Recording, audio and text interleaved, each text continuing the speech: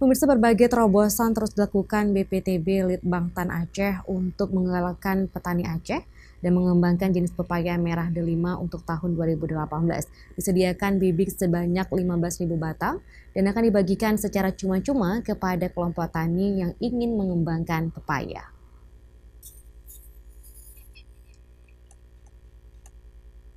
Penyaluran benih pepaya merah delima ini secara bertahap diserahkan kepada kelompok tani dan masyarakat yang ingin mengembangkan pepaya merah delima.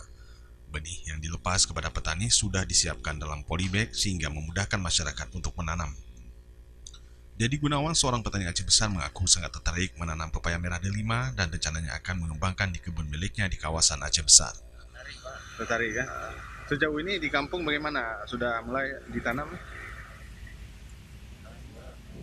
Baru Tanam Pak. baru Rencana mau kan. mau. Untuk tahun 2018, BPTB Balitbangtan Aceh akan menyiapkan 15.000 benih pepaya merah delima.